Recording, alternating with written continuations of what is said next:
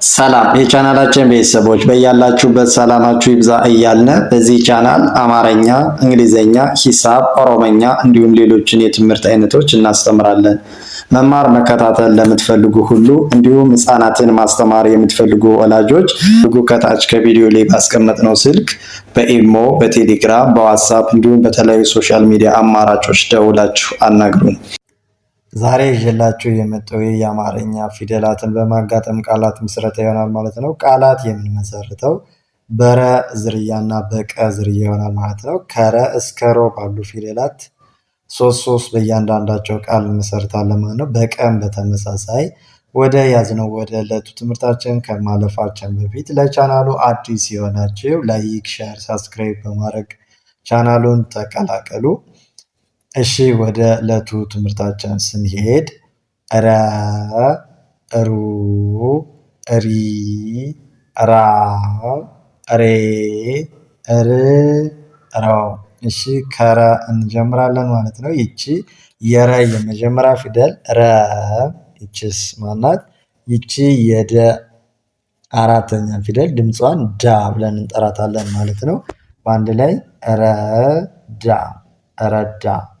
ከዚህ ስንመጣ ይቺ የረ የመጀመሪያ ፊደል ረ፣ ይቺስ ይቺ የጀ ስድስተኛ ፊደል ጅ፣ ይቺ የመ ስድስተኛ ፊደል ም፣ አንድ ላይ ረጅም፣ ረጅም። ይቺስ የረ የመጀመሪያ ፊደል ረ፣ ይቺስ ይቺ የበ አራተኛ ፊደል ድምጿን ማን ብለን እንጠራዋለን? ባ። በአንድ ላይ ረባ፣ ረባ። በረ ሁለተኛ ፊደል ስንነሳ ደግሞ ይቺ የረ ሁለተኛ ፊደል ድምጿ ማን ነው የምንለማ ነው? ሩ፣ ሩ። ይቺስ ይቺ የቀ ስድስተኛ ፊደል ማለት ነው። ቅ።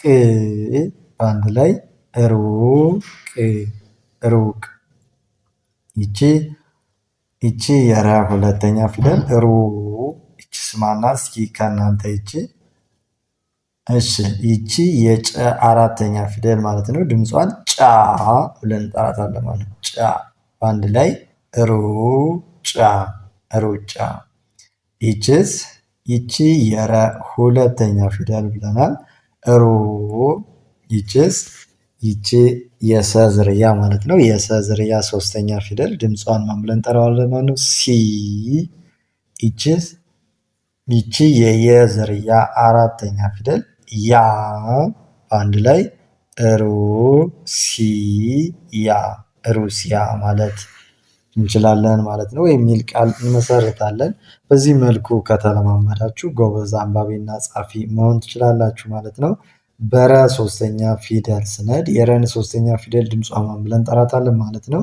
ሪ፣ ሪ። ይቺስ ይቺ የመ ሰባተኛ ፊደል የመ ሰባተኛ ፊደል ማን ብለን ድምፁ እንጠራለን? ሞ ማለት ነው። ሞ። ይቺስ ይቺ የተ ስድስተኛ ፊደል ት፣ አንድ ላይ ሪ ሞት፣ ሪሞት። ይቺስ ይቺ የረ ሶስተኛ ፊደል ሪ፣ ይቺ የሰ ስድስተኛ ፊደል ስ፣ ይቺ የከ ስድስተኛ ፊደል ክ፣ በአንድ ላይ ሪስክ፣ ሪስክ። ይቺስ የቀ የመጀመሪያ ፊደል ቀ፣ ይቺስ የረ ሶስተኛ ፊደል ሪ፣ አንድ ላይ ቀሪ፣ ቀሪ።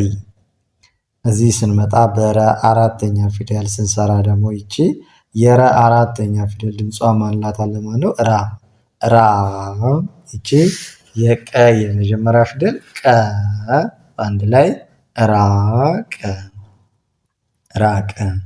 ይቺስ ይቺ የረ ሶስተኛ ፊደል ማለት አራተኛ ፊደል ይቅርታ፣ ራ።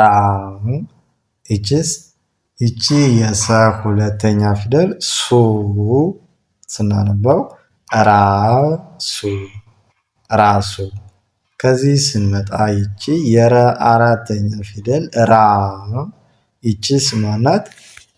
እስኪ ከእናንተ ይቺ ይቺ የአ ስድስተኛ ፊደል ማለት ነው።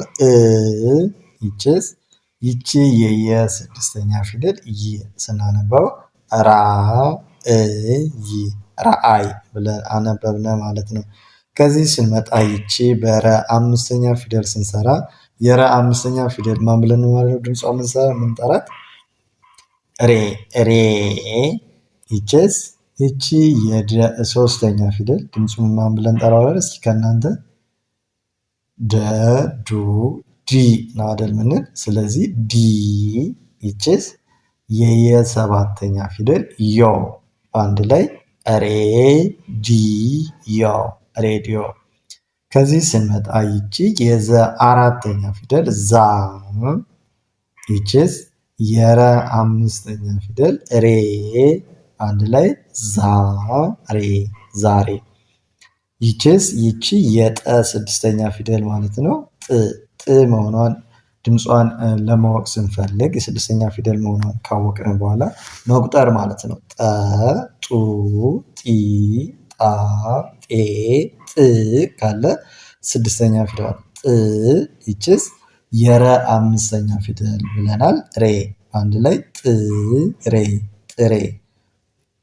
ከዚህ ስንመጣ ደግሞ በረ ስድስተኛ ፊደል የረ ስድስተኛ ፊደል ማን ብለን ድምጿን እንጠራታለን ብለናል ር። ይችስ የቀ የመጀመሪያ ፊደል ቀ። ይችስ የተ ስድስተኛ ፊደል ት በአንድ ላይ ርቀት ርቀት። እዚህ ስንመጣ ይቺ የረ ስድስተኛ ፊደል ር። ይችስ ይቺ የመ ስድስተኛ ፊደል ድምጿን ም ብለን እንጠራታለን ማለት ነው ም። ይቺ የጀ አራተኛ ፊደል ጃ አንድ ላይ ር ም ጃ እርምጃ። ይችስ ይቺ የወ የመጀመሪያ ፊደል ወ። ይቺ የረ ስድስተኛ ፊደል ር አንድ ላይ ወር ወር። ከዚህ ስንመጣ በረ ሰባተኛ ፊደል ስንሰራ ደግሞ ይቺ የረ ሰባተኛ ፊደል ሮ። ይችስ የጠ የመጀመሪያ ፊደል ጠ አንድ ላይ ሮጠ ሮጠ። ይችስ ይቺ የረ ሰባተኛ ፊደል ብለናል ሮ። ይቺ የመ ስድስተኛ ፊደል ም አንድ ላይ ሮም ሮም። እዚህ ስንሄድ ይቺ የረ ሰባተኛ ፊደል ሮ። ይችስ የበ አምስተኛ ፊደል ቤ። ይቺ የለ ስድስተኛ ፊደል ል በአንድ ላይ ሮቤል ሮቤል ብለን መጻፍ ቻልን ማለት ነው። አማርኛም በዚህ መልኩ ድምፃቸውን ስንተኛ ፊደል እንደሆኑ ለይታችሁ ማወቅ ከቻላችሁ አማርኛም በቀላል መንገድ ማንበብ መጻፍ ትችላላችሁ ማለት ነው። ወደ ቀጣዩ ስንሄድ ደግሞ በቀ ዝርያ ከቀ እስከ ቆ ባሉ ፊደላት ማለት ነው። እስኪ እንቁጠራቸው። ቀ ቁ ቂ ቃ ቄ ቅ ቆ። በእነዚህም በእያንዳንዳቸው ሶስት ቃል እንመሰርታለን ማለት ነው። በቅድሚያ ግን መማር መከታተል የምትፈልጉ ካላችሁ በኦንላይን ከሀገር ውስጥም ሆነ ከሀገር ውጭ ሆናችሁ በቅርብ ቀን ጎበዝ አንባቢ ጻፊ እንድትሆኑ አድርገን እናስተምራለን። በቀን 1 ሰዓት በመመደብ 24 ሰዓት አገልግሎት እንሰጣለን። እናንተ በሚመቻችሁ ሰዓት የስራ ሰዓታችሁን በማይጋፋ መልኩ መማርና መከታተል ትችላላችሁ ማለት ነው። ከታች ከቪዲዮ ላይ ባስቀመጥነው ስልክ በመደወል አናግሩን። ወደ ትምህርታችን ስንሄድ በቀ ስንነሳ በቀ የመጀመሪያ ፊደል ይቺ ቀ። ይቺስ ይቺ የረ የመጀመሪያ ፊደል ማለት ነው ረ በአንድ ላይ ቀረ ቀረ። ይቺስ ይቺ የቀ የመጀመሪያ ፊደል ቀ። ይቺ የለ አራተኛ ፊደል ላ። ይቺ የለ ስድስተኛ ፊደል ል በአንድ ላይ ቀላል ቀላል። ይቺስ የቀ የመጀመሪያ ፊደል ቀ። ይቺ የረ ሶስተኛ ፊደል ሪ አንድ ላይ ቀሪ ቀሪ።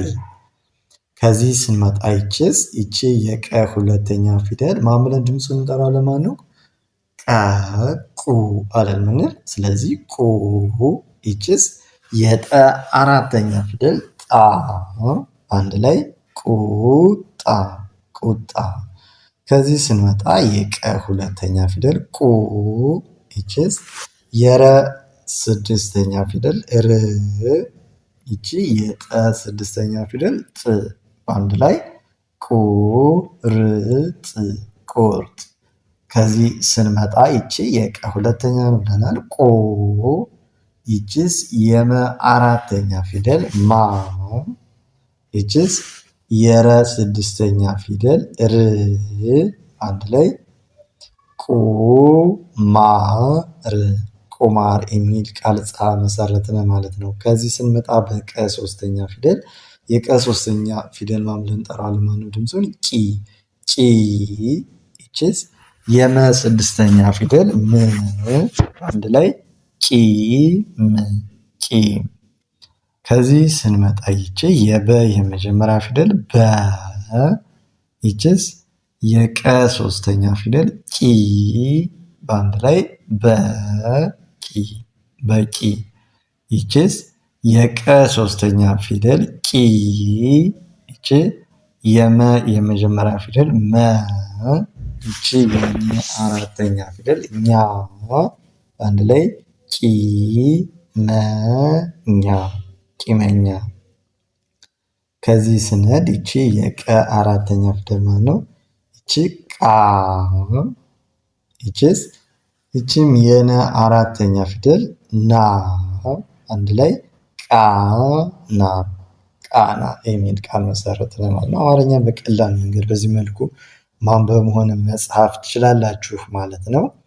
ይችስ የቀ አራተኛ ፊደል በማለት ነው ቃ ይችስ የለ ስድስተኛ ፊደል ል አንድ ላይ ቃል ቃል።